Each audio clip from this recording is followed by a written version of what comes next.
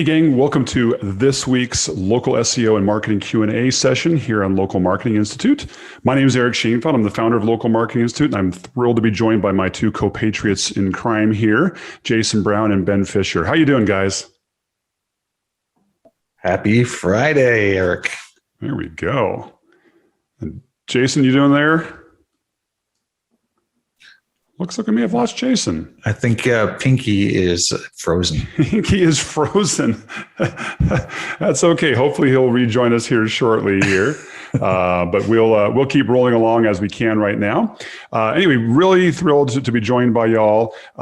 Just some contact information. Obviously, if you want to get a hold of Ben, you can reach him at steadydemand.com and at the social dude on Twitter. If you want to get a hold of Jason, you can reach him at reviewfraud.org and at Kaiser Holiday on Twitter. And you can find me at localmarketinginstitute.com. Speaking of which, if you're not already there, please join the Facebook group. Just go to Facebook, search for Local Marketing Institute Connect. Still growing rapidly. It's a very good, positive community. And then I'm very, very pleased to announce that we have all of our past sessions now up live. They're all live on our website.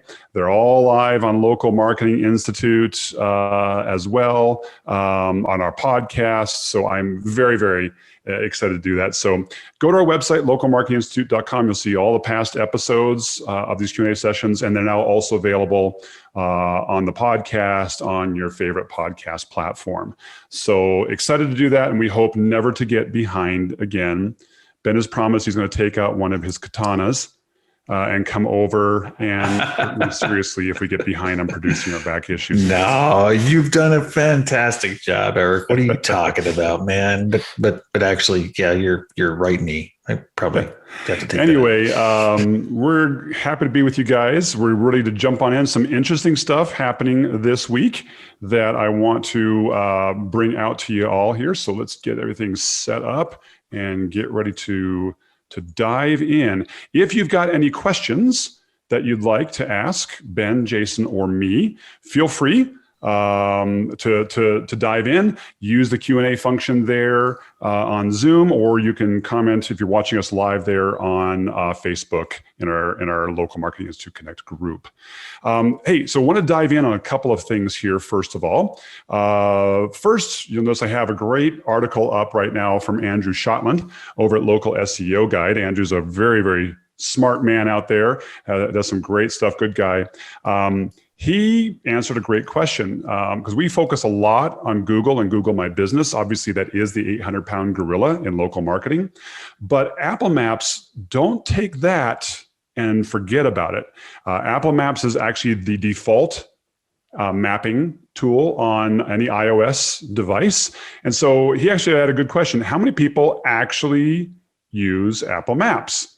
So very interestingly, they're getting into, but I won't go through all the details. We'll put this link into the chat.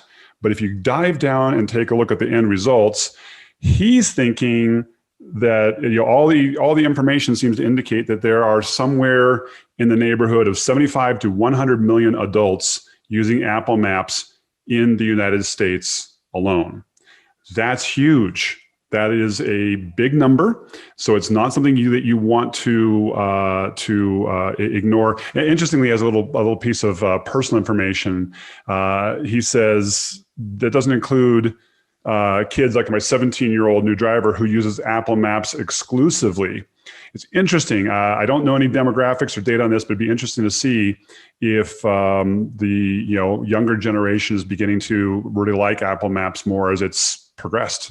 So bottom line, don't ignore Apple Maps. Make sure you've claimed and optimized your Apple Maps listing, and maybe we'll do a little separate session on that sometime and kind of dive a little deeper into Apple Maps. Ben, Jason, anything you guys want to add to that? Not really. I'm not an Apple Maps user. I haven't used Apple Maps for, I have no idea how long. I found it interesting that they've got the 3D view coming out. And like I was saying earlier, it's like, I want to know how they put the trees there. It's like, do they actually, map those out or not? No, but seriously, When it comes to local, I mean, any kind of edge that you can get, you should take, right? So, I mean, if you've got 100 million users, if that's kind of the gut check, you should probably pay attention to it. Got it. Yeah, I mean, Apple Maps is nowhere near as advanced as Google My Business overall. But Ben, I know you've had some good success at saying, it's one of those key citations that you've tried to add on. You said you've had good success when you actually claim and optimize some of those other citations, including, I guess, Apple Maps. Yeah, but again, I would go back to the fact is that you always want to be where your customers are, right? And so you've got Google, the 800-pound gorilla. Then you've got Apple, which is probably a good runner-up. And then you've got Bing, which I don't think anybody cares about Bing. But anyway, so, but yeah, I mean, as far as Apple goes, I mean, yeah, the numbers look good. The numbers are going to increase. They've got, their own sandbox, their own user base. So it's going to go up. So if you're a local oriented business and you care about local search, then you probably should be on Apple Maps and you should optimize for it. Cool. All right, well, let's move on to the next thing I want to talk about here. We want to talk about so Apple iOS has rolled out some new privacy features that are going to impact marketers and local businesses alike. And I wanted to address a couple of those. So the first one I want to talk about is the mail privacy protection coming out with Apple iOS 15. So iOS 15 is going to roll out sometime in September-ish. That's typically when they roll it out. That's what we're expecting it to roll out this year. What does this mean and what's happening? Basically, at that point, every iOS user is going to be presented with this option. Do you want to protect your mail activity or do you want to not protect your mail activity? Obviously, it's a pretty loaded question. They're actually anticipating, best experts are anticipating that's well over 90% of people will protect their mail activity. Okay, what does this mean? What are the impacts? The biggest impact is that, so after September, be aware, open rates are going to be drastically impacted, bottom line. Open rates are going to be drastically impacted come September. If you're looking at email open rates, you're looking at who's opened an email, who hasn't opened email, that's going to radically change. Anybody who uses Apple Mail or uses the iOS devices with Apple Mail, this is going to impact them. Now, this is not going to impact people who use things like Gmail on an iPhone, or maybe someone using Microsoft Outlook app on an iPhone. It's not going to impact that. That's only the default Apple Mail client. However, for most businesses, the number of people who are using Apple Mail is anywhere from 40 to 50% of your total email recipients. You can look at a bunch of different reports on email client penetration. It's usually around 40 to 50%, sometimes higher. So this is going to impact a lot of your folks. As of September, every single email you send out to Apple is going to report back that the person opened it. So bottom line, this is going to radically change. Get your clients ready, get your boss ready, tell them that our email open rates are going to radically change as September. The other thing that this is going to impact is if you have any kinds of automations to automatically clean out your email list based upon opens or other kinds of engagements, start getting those changed. What's going to be the measurement of engagement going forward is going to be the click, not the open. So this is even going to do more along the lines, we can dive into this later, but for businesses, putting out the entire information in your email, that's fine, but you may want to actually think about, well, how can I do things in the email to entice people to click so I can track that engagement and know that someone has done something. So I think it's going to drastically change the email environment. By the way, little side editorial note, Ben, I don't know what you feel about this, but obviously Google's been pursuing a lot of privacy stuff. Facebook's been pursuing a lot of privacy stuff. Now Apple's pursuing a ton of privacy stuff. And I had an interesting conversation this morning with one of my clients. And they're saying with all this privacy stuff, it feels like the marketing world is kind of getting much more ethical. I'm like, no, this is not altruistic. on the part of Apple, Google, and Facebook whatsoever. You can darn well bet Apple's still tracking every single email people are opening and what they're doing. Google's still tracking everything. Facebook's still tracking everything. What they're just doing is they're not sharing it with anybody else or letting anybody else monitor that. So they're still opening and using all this data in their own walled gardens. It's just that we as marketers don't have access to it anymore and need to adapt. So I'll throw that out there for what it's worth. I wanted to address that one. The second one I want to talk about is the changes that Apple iOS 15 is doing in their geolocation privacy. This is another setting that's going to happen on Apple devices. No idea how prevalent this is going to be. No idea if this is going to be a prompt yet. And no idea if this is going to impact IP address or if this is going to also impact the GPS coordinates of mobile devices. But you can see what they're doing is they're still saying, hey, right now we're giving you a pretty doggone good location. Would you like to change this so that your Apple device reports a more broader location rather than a more specific location? This is an overall setting. It's definitely in Safari. No idea if this is how this is going to impact other devices at this point. But just a heads up, if they pursue this path further, this could radically change what businesses show up when you do a local search on mobile devices.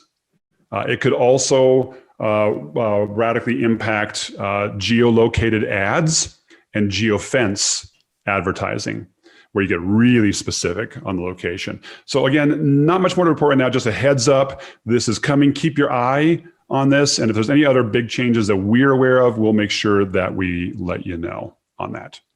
So that's the Apple iOS privacy stuff. The last one I want to get to, what's up, Ben? I said, thanks for all that, Eric. It's good stuff. Well, it's not fun stuff, but it's stuff that we got to make sure we're addressing here. Let's talk a little bit more about one other aspect here that rolled out, Google Page Experience. So this is actually written by Barry Schwartz, over a year ago, that the Google Page Experience is rolling out. Well, guess what? It's rolling out now. It's rolling out right now. And it's going to, it's a change to the Google algorithm, and that user experience is now going to become a ranking factor for your websites. Ben, I don't have any information on how website user experience will have any impact on Google My Business rankings. Do you have any thoughts on that?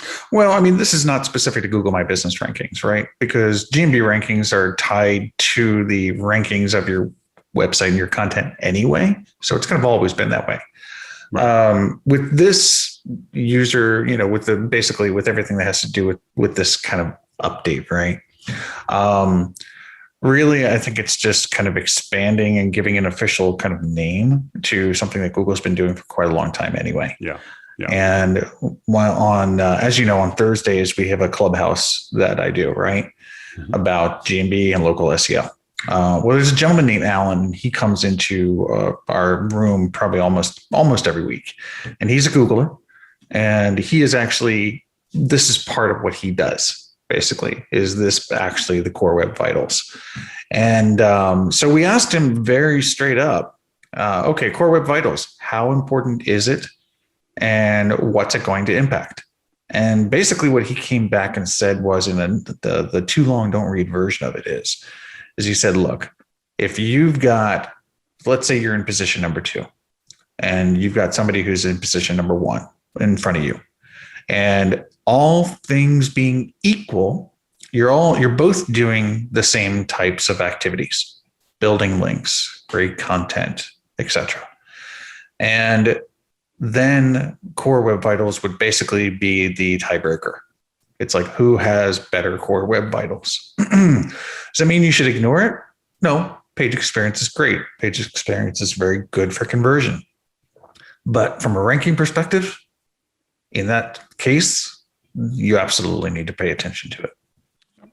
So bottom line, I think here's the big deal is, hey, it's always good to make sure your website has a good user experience. That helps like you said, Ben, it's a tiebreaker, all things being even. But not only that, it's a great end user experience, can lead to better conversion, which is what you should be concerned about anyway, as a local business or as a marketer. So anyway, mid-June, rollouts going out here. I do want to just address a little bit about how you can check your website or your clients' websites for this. Page Speed Insights is a really good tool. Highly recommend. I'll put that link into the chat for everybody. Let's see, there we go. Oh, and by the way, I think I actually put the local SEO guide only to panelists, not to attendees. So there's both. But anyway, Page Speed Insights is a very good tool to use. And you can see right down here, these are kind of the four major factors. First, contentful paint, largest contentful paint, first input delay, and cumulative layout shift. I mean, oh my gosh, could you make it any more complicated? I'm not going to go through all these. You can look up what each of these means, but this is a great tool to kind of measure how you're doing on this. There's also, if your site is validated in Google Search Console, which I highly recommend you do anyway for your own business, or if you're a marketing agency for your clients, get in here. I got some good information. There's two tools over here, Core Web Vitals now and Page Experience. So Core Web Vitals, I wanted to show you. This is basically showing how your pages rank using the Core Web Vitals of right here, these four factors. And you can see this is one of the clients we were working with beforehand. They were all ranking poorly. We did some changes. Now all the pores went away and they got up to the yellow light status instead of red light status. And now we're making some additional changes, and you can see we're starting to grow and get more in the green light status with the URLs. This is a big publication website down in Fort Worth. They've got like 10,000 URLs with all their websites. So this is a big project, but you can see there's changes there that you can track. The page experience is really interesting because I actually put a lot more credence, frankly, on the page experience report in Google Search Console. If I look down here, you can see we haven't started working on the Core Web Vitals with them, probably should have, but we got a late start with these guys. We got a lot of their URLs that are failing, but overall, they're saying, hey, 81% of your URLs have an overall good page experience. In other words, this is what they're factoring: the Web Vitals, mobile usability, security issues, and HTTPS. This also has to be an ad-supported site, so if there's any Google ad stuff on here. So this is actually pretty doggone good. But check out these two reports in Google Search Console, the Core Web Vitals and the page experience, and then make sure you check out Page Speed Insights as well. That'll give you some good insight into those systems. Ben, yes. Since I think JB is having some big technical issues. I think it's the Ben and Eric show today. We're going to miss you, JB. But let's talk a little bit about the Small Business Advisors program that came out. I don't think I want to go into too deep on it, but might as well talk a little bit about what's going on with that. Yeah, you want to take a quick hack? Yeah, let's talk about what it is and what it isn't, more importantly, because a lot of people kind of have some misconceptions about what this is going to do. First of all, what it is. My business provider is meant to basically help small merchants who need to understand how Google products can actually benefit their business. What is it not? It is not a place where you can go for Google My Business support. As a matter of fact, they specifically state they will not help you with verification. They will not help you with reinstatements. So don't think that by paying $39.99, you're going to be able to fast track support. However, what it is, it's really good for like mom and pops, that basically need to understand, how is ads going to help me? How can analytics help me? How can I get that set up? How can GMB help me? Right? A lot of people still don't understand how Google My Business helps their business. How can they use Google Workspace, for instance? What's G Suite? What was G Suite, right? It used to be G Suite, right? Workspace. Yeah, I still call it G Suite. Yeah, so do I. But how can that help me, right? How can I get set up? YouTube, how can I use it? So basically, it's trying to take the entire ecosystem and say, this is how Google can help grow your business. Right. And so, but they charge for it. It is Google employees that are staffing this. This is not contractors. They are not based out of India. So you will be dealing with somebody who is in America. Or whatever your geolocation may happen to be. Yeah, currently America. So, but yeah. So basically, I mean, but that's really it in a nutshell. It's a good program if you have those kinds of needs, basically. Good. So bottom line, this is a way that you can directly talk to someone at Google for basically $40 for 50 minutes. Talk about any Google product that you really want to for your small business. They'll help guide you. But let's be very clear again, Ben, I think to emphasize what you said, this does not replace support. This is not the place that you're going to go to try to troubleshoot GMB issues, right? Yes, correct. And there's one other little caveat that I want to bring out to this, and this is a little bit of a negative Nancy type of thing, but the people who are here doing the small business advisor work are and have usually come from support. So if they give you advice on ranking, take it with a grain of salt. Right. This is like, if you wanted a Google specific marketing consultant, kind of entry-level marketing consultant, this is a great place to go.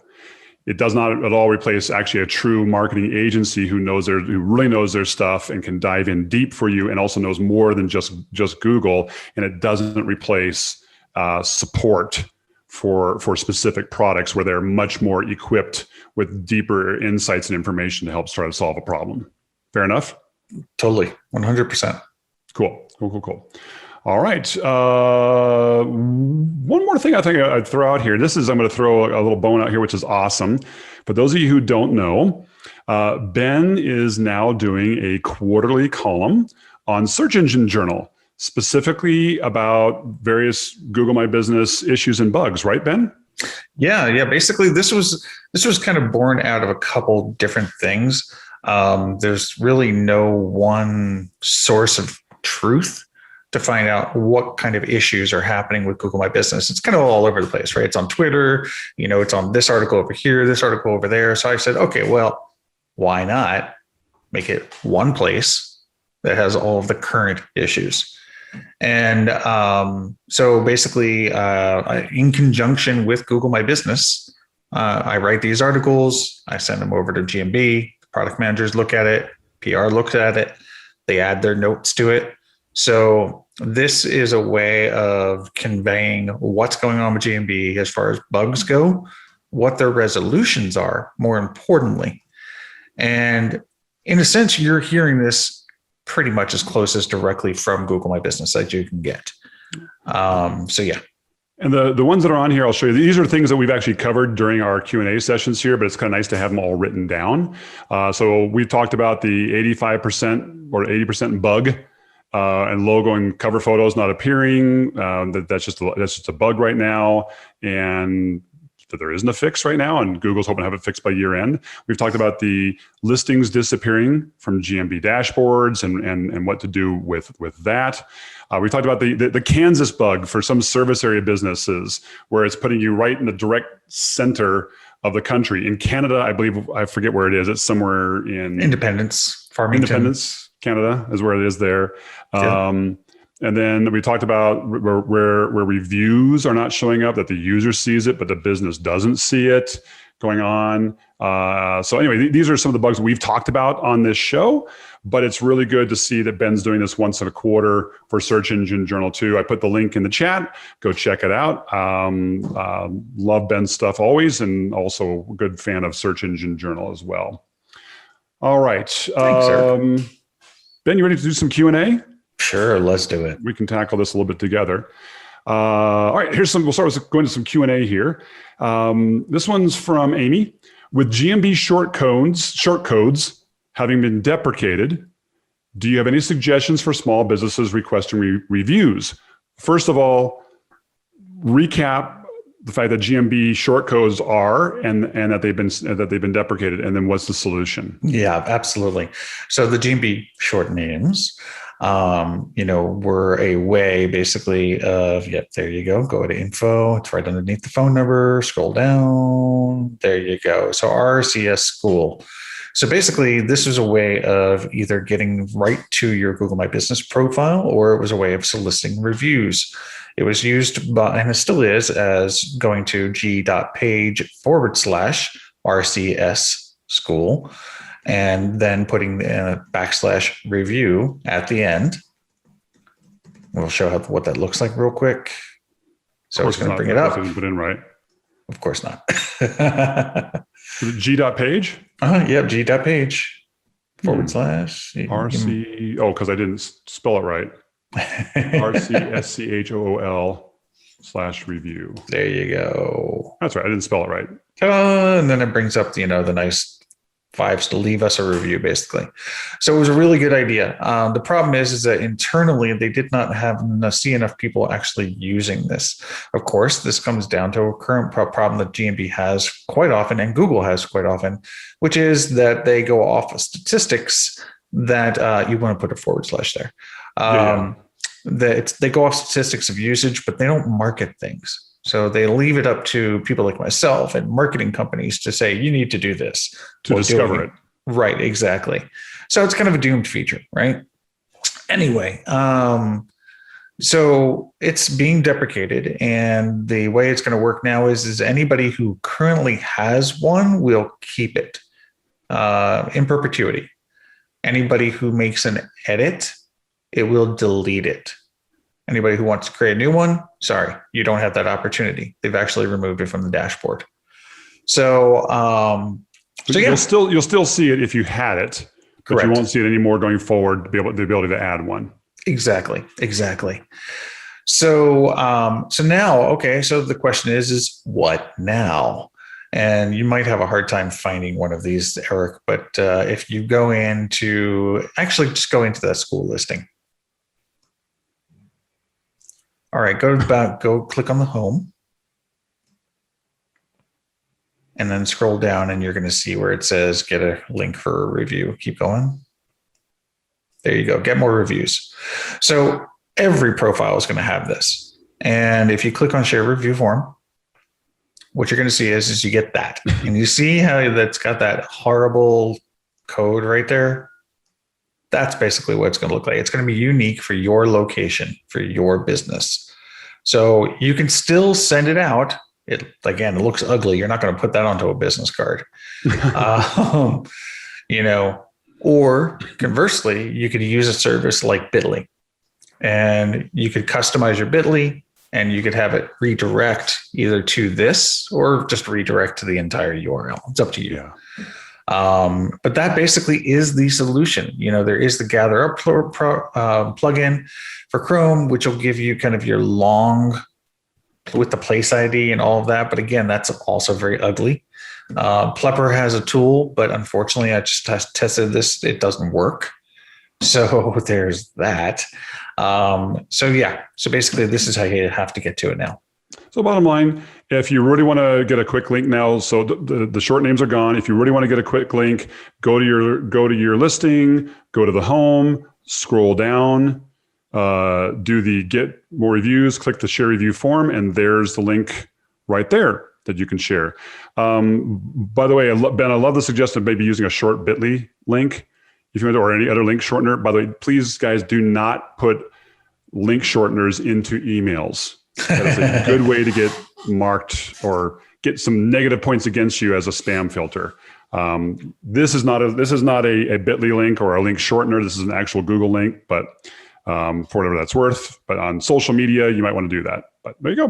That kind of actually brings up an interesting question. I wonder if it is, because it is a 301 redirect. Oh, that's interesting. Yeah, 301 redirects are what throw a lot of email folks off. I'll have to check into that, Ben. Yeah, I mean, I have it in my signature, so all over the place. And I have since short names first came out. It hasn't dinged me. Yeah, well, and the thing is, one link in an email is not going to throw you into a spam filter per se.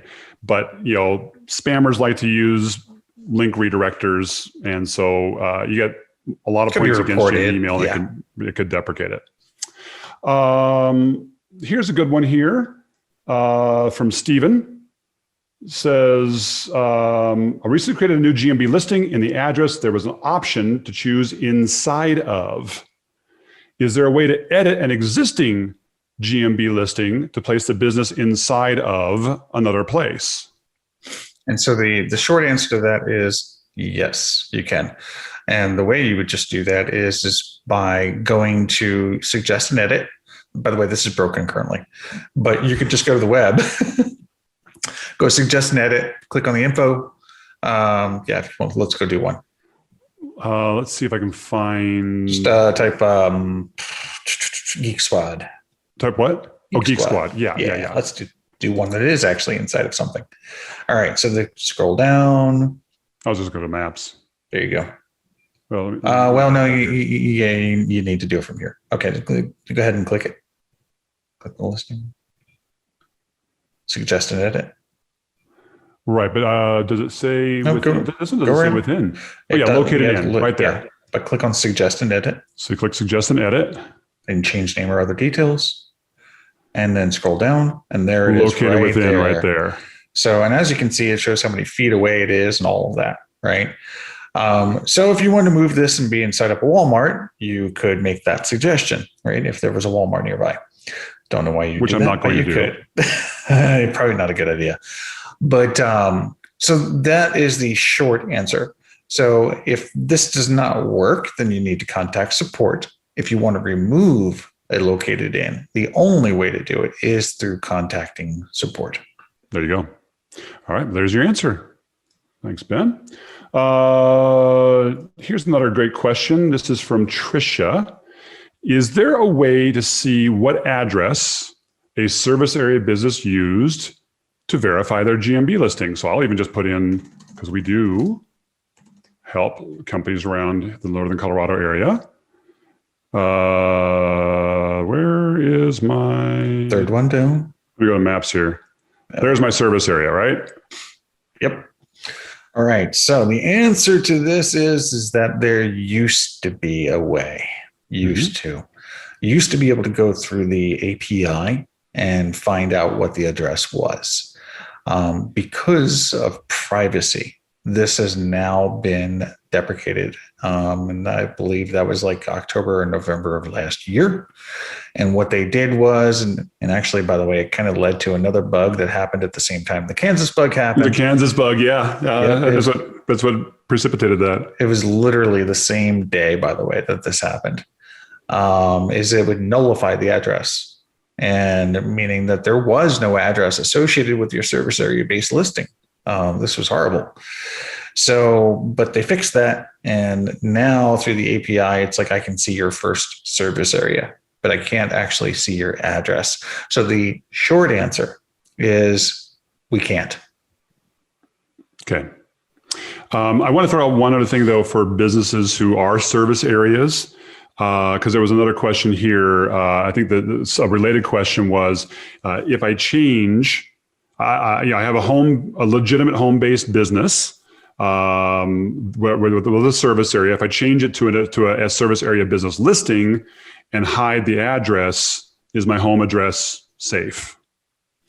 And that also, the short answer is yes. Okay. Because when you're hiding your address, it's not going to be visible, right? So if you change to a service area based business, you're probably going to be just fine and hunky-dory. Warning, when you go from a storefront to a service area based business, or even vice versa, you do run a high risk of getting suspended. Don't worry about it. It's okay. I mean, if you can get it unsuspended. Yeah, you can get it unsuspended. Just make sure you have all your ducks in a row before you make the change. Right. And if not, then you'll have to go through the hoops of getting reinstated, basically. And just to be clear, when your listing is suspended, in this case, it's usually not a hard suspension where your listing is actually removed from the map. It absolutely is. No. Oh, it is. Oh, yes, absolutely. Because when you're making a change from a storefront, or when you're making a change like this, basically, it's considered an address change. Okay. So when you do that, then Google has to basically do an integrity check on the business, the listing. And so that's what that's all geared towards. It's just quality, basically. They're trying to make sure that the listing is actually real. Gotcha. Okay, so bottom line here is you cannot see what an SAB used to verify their address. If you are an SAB listing on Google, your address that you're verified, if you're supposed to your home-based business, is safe. If you do make a switch from a location-based business to a service area or vice versa, watch your listing very carefully to make sure if it does get suspended, which it most likely will, that you quickly go and work on the Google support forum to get it unsuspended. Can they work just directly with support, or is it usually better just to go to the forum? Oh, no, you have to go to support first. Okay, so go to support first through GMB. Choice. You have no choice. Then go to the forum if you don't get help from there. The process very quickly is that when you're suspended, you will go ahead, you'll submit the reinstatement form first, wait for a reply, which you'll get usually within 24 hours. Within 5 minutes, you'll get your case ID if you're patient, by the way. And it'll come by email. And then if the reinstatement fails, you either contact somebody like Steady Demand, for instance, to help you with the reinstatement, or you can contact support and appeal. And if they decline you again, then there's something really going on, and then you can come to the community with your case ID and plead your case, basically. By the way, guys, I'll throw this out there for what it's worth. If you're having any issues with Google My Business or spam or reinstatements or suspensions or even just overall general try to get yourself better ranking, do reach out to Ben. Reach out to Ben, reach out to steadydemand.com. They do great work. I know this is an unabashed plug, but I really just want to highly recommend it here. They do great work. Jason does great work over at Review Fraud. Tap into these guys' expertise. They're giving out this information for free, but sometimes you just need a little bit of extra help on that. Anyway, this is the reinstatement form right here. I did put that link into chat, so I'll throw that out there for what that's worth as well. And then if you want, you can also grab the link for the Contact Us down at the bottom there. That's the Get Help form. So this is your general support form. Okay, general support form right there. Yep. Excellent. Let's talk a little bit about Google Ads for a second here. I know this is neither of our major area of expertise. Actually, we're going to be bringing on someone here in the next couple of weeks. Can't announce it at this point, but we're going to have a specific Google Ads Q&A session coming up here in the next couple of weeks. We'll keep you posted on that. But this is a good question that came in from Chad. Said, I've tried GMB Google Ads, so Google My Business Ads, and haven't gotten any traction. Do you have any advice? So I want to throw out something here. I'm going to go back here because I think this is what Chad's talking about. And Chad, if you are watching, chime in on this. But when you go into Google My Business and you have your listing here, of course, they want you to, they post the ads everywhere, right? Create an ad, start now, create an ad. It's everywhere you look. They're trying to push you into Google Ads. Hey, they're Google trying to make money. But if you do that and you create the ad, I did want to show you what that's going to redirect to is something that looks like this. I want to be very clear. This is not Google My Business Ads. What this actually is what they used to call the old AdWords Express. But if you look up here, you can see the Express is even in the URL up here. This is now, it's bringing you into the Google Ads environment, which is a completely separate kind of account from your Google My Business listing. So just a heads up on that. That's what this is. I also want to just throw out that this is now this is a type of smart campaign. So within Google Ads, you got all the Google ad options you have, but there's also these things that are called smart ads. And within the smart ads, this is one type of smart ads, but you can see up here, right there, it says smart campaign. So it's a smart campaign. You can choose what's your objective that you want to do. Let's say we're going to use the get more calls. And it's going to walk you through this. Now, these smart campaigns, this is Google trying to just make it simple, make it easy for you. So this is kind of a wizard that walks you through the Google ad setup process, and then things kind of run on automatic from there. If you're not getting good results from this, which oftentimes you don't, you can then actually go in and run a regular Google ad campaign with local ad extensions that where you have much more granular control over what's shown, how it's shown, where it's shown, the creative, everything. This is basically Google saying, hey, we'll make it really easy for you to advertise. Just fill out this little wizard and boom, we'll create your campaign and we'll take your money here. But beyond that, you have to really get into Google Ads. And where I've seen really good success is where you're diving in deeper and actually using the full-blown Google Ads. Again, we're not going to have time to talk about that today.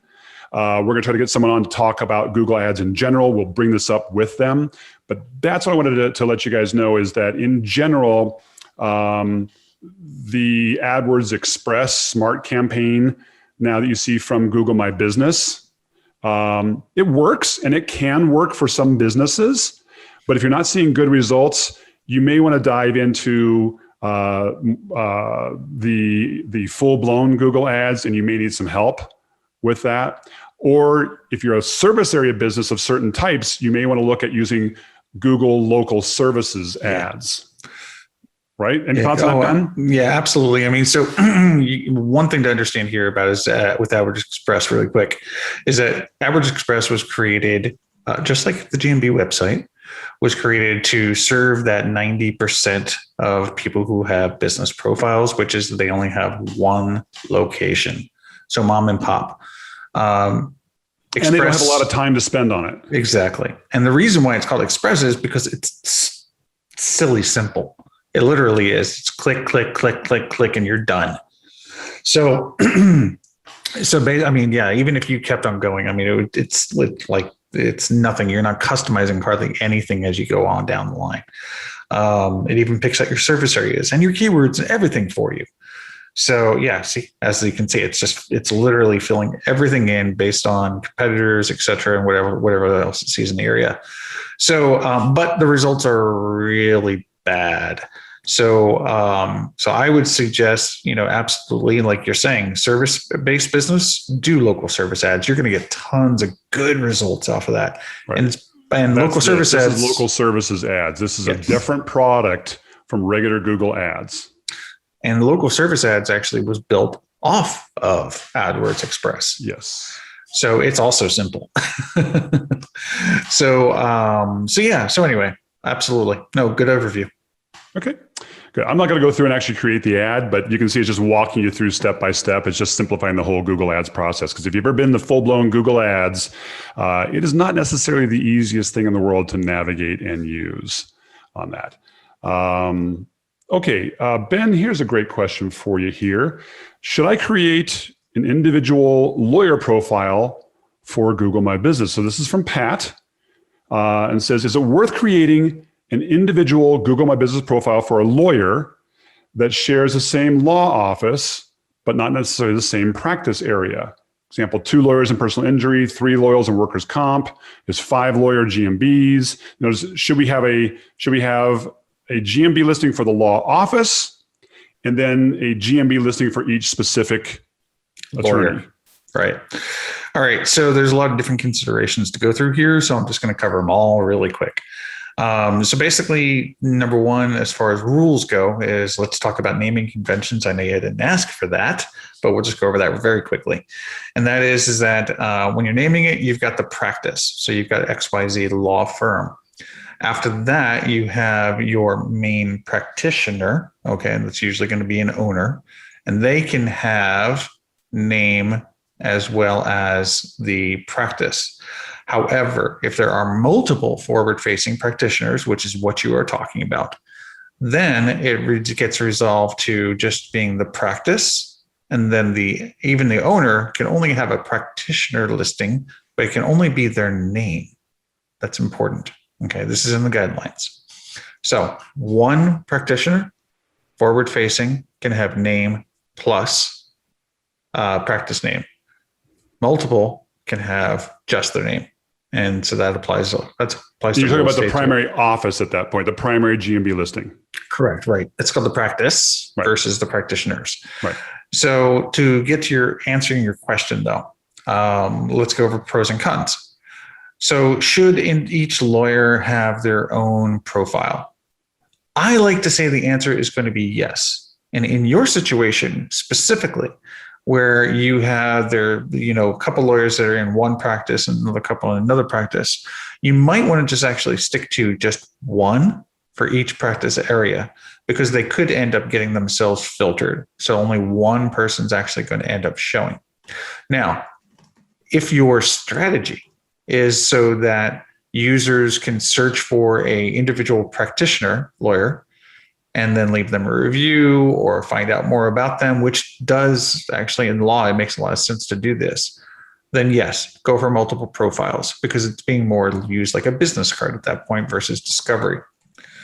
Additionally, if you are going ahead and getting into local service ads, which as a lawyer, we work with tons of them, I would highly suggest having an individual profile for every one of your lawyers, because you can now connect those to your local service ads, and the reviews will flow in there, and it makes them a lot stronger, and it actually helps with ranking as well.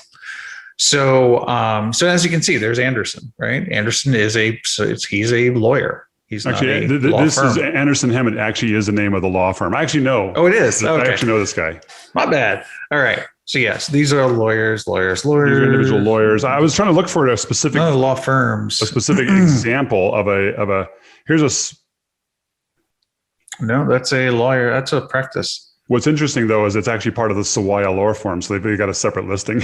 Yeah, of course. Well, you can do that without saying away. Here. Mark Simon. Yep, there you go. That's an individual practitioner. Yep. Okay. And this isn't just in law, right? No, this applies to anything that has practice and practitioner relationships. So it's going to be real estate, medical, attorneys, accountants, sometimes accountants, but yeah, insurance. Yep. But that's really that's it. The only last thing I'll say there, and this is kind of like sharing the same category, is that Google does prefer practitioners over practices when they are showing results. So that being stated, is that you need to, as a marketer, as a business, you need to decide, is it okay if the practitioners show up and my practice does not? I'll give you an example of this. I have a client who came to me and they were upset because they're a real estate brokerage. They have over 60 real estate agents, right? Well, they're real estate agents, and it's part of a franchise. They went rogue and started making all sorts of different, titles and keyword stuffing and just overtaking the practice. And that was the problem. Since they had 60 of them, is you searched for the actual practice itself, you would not find it. You would find everybody else except for the owner of the business and the business. So in that case, it was very detrimental to their business, and they actually had to change policy. They had to track everybody down, get them all to move those locations away from the location of the business into their homes. And it was a huge mess. And then become service areas. Correct. Mm-hmm. Exactly. Because nobody went to the office anyway. But more importantly for the owner of the business was all the confusion that was being caused. And of course the loss of leads as well. So you need to think about that as too. Yeah, I think there's a couple of good things to think about when it comes to practitioner listings versus the actual business location. You addressed a lot of the logistical things, the naming things, some of the business practices. But I think one of there's two other key issues I want to ask is, okay, who owns the practitioner listing? The practitioner. Right. If you want to, if I'm a business, let's say I'm a law firm, and each of my attorneys wants a practitioner listing, that's fine. But if that attorney leaves and goes to another law office, that practitioner listing goes with them. They will take it with them. Correct. Right? They'll take it with them. So that's something to think about if you're in one of these businesses. And I think as the individual practitioner, I love the fact that I have a practitioner listing. It's going with me, and it gives me more visibility as the actual practitioner business practice. I'm not so much. Yeah, thank you. As the actual practice, I'm not so sure. This is a weird dilemma to be in. Stephen in the chat also asked a very good question, or brought up a good point. It's like, hey, I've always got a dilemma as to where we should encourage users to write their reviews. Yeah, that's a good one. And it's really difficult to answer. And again, it all comes down to how the business actually operates, right? Because technically, if I go see a practitioner, I'm going to leave a review for the practitioner because that's who I've had the experience with. And if you, as an agency, you should probably be driving reviews for a practitioner. However, if the goal is to get the practice to rank, then you might want to get reviews for the practice. So again, it all comes down to business model and how everything is set up internally at the business. My general advice, and again, there's always exceptions to this rule. My general advice is that as the business or as the marketing agency for that particular business, my goal is to try to get the practice to rank as high as possible and to drive reviews back to the practice. That's in general. And then the practitioners, if the reviews come to those organically, let them come organically. That's typically my advice, but there's always for sure exceptions that prove the rule. Well, and that doesn't always work either, because sometimes as marketers, we're working for the practice and all the practitioners. True. So at that point, then you do need to absolutely have some kind of even if it's small, a strategy of some kind, but you need to have the owner or the broker or however you want to call their partner, their buy-in, basically. Right. And usually they're going to be like, no, I want reviews for me, but then you could always suggest them, look, why don't we do a 2 to 3, 2 for you, 3 for the practitioner, or vice versa. Yeah. Interesting. Well, that's an interesting challenge. I'm sure each business and each marketing agency is going to have to deal with with their clients. I did have a quick question come through as well, since we're looking at this. Jim on Facebook said, "Hey, why is Wilfredo David American Family Insurance showing up as a green square instead of a normal pin?" Oh, that's really easy. I mean, because they obviously on top of their actual building itself, they've painted it all in green. That's exactly it. If you paint the roof of your thing green, you will show up differently in Google Maps. Yeah, same thing with red and blue. I mean, it's right. You don't see it because you're on the ground. Shields is painted blue on its roof. Right. No, green actually is because it's an ad. That's right. So if you look over on the left-hand side, you see it. They have an ad. So the ad says ad in black, but it's green on the map. That's all. Yeah. No, there you go. So there you go. That was that particular question here. I like the painting idea better, though. I love that idea, though, Ben. That's a good. But to do that, though, I think I actually have to switch to the actual satellite view to be able to do that. Guys, that's all the time we have for today. We're kind of wrap this session up here, but really appreciate you joining. Ben, thank you for joining me. Jason, we missed you. Sorry you're having some technical issues there. Jason, unfortunately, will not also be with us next week, but Ben and I will be here. And again, we're also looking at having a specific session on Google Ads, very specifically, down the road. We're also hoping to do one specifically on Google Local Services ads. So stay tuned for those. In the meantime, we hope you guys have a wonderful weekend. Go out to our website, see the recordings, sign up for the podcast, get it that way, and have a great weekend. See you, Ben. All right. Thanks, everybody.